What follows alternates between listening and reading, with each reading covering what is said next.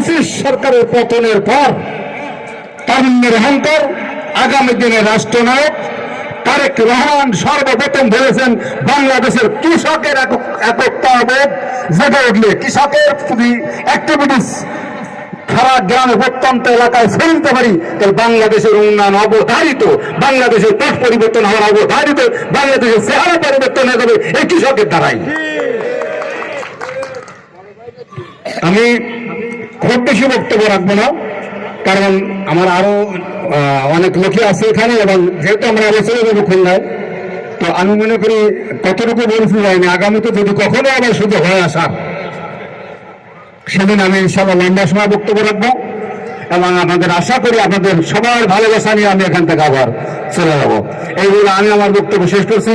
বাংলাদেশ জিন্দাবাদ, তারেক রহমান জিন্দাবাদ, বেগম খালেদা জিয়া সুস্থ হোক এবং জিন্দাবাদ, আমাদের শহীদ প্রেসিডেন্ট জিয়া রহমান অমর হোক। আসসালামু আলাইকুম। ধন্যবাদ এনামুল হক বাবু ভাই।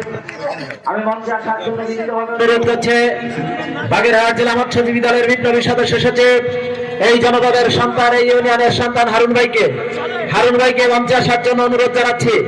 এ পর্যায়ে মূল্যবান বক্তব্য পেশ করবেন বাংলাদেশ জাতীয়তাবাদী কৃষক দল কেন্দ্রীয় কমান্ড কাউন্সিলের সহ যোগাযোগ বিষয়ক সম্পাদক, সাতক্ষীরার কৃতি সন্তান জনাব গাজী আমিনুর রহমান মিনু ভাইকে। এ পর্যায়ে আপনাদের সামনে বক্তব্য রাখবেন জনাব গাজী আমিনুর রহমান মিনু ভাই।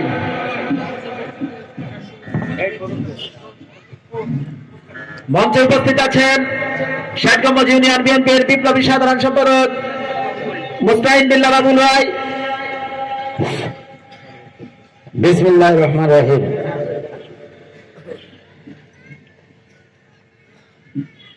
দক্ষিণ বাংলার বাগেরহাটের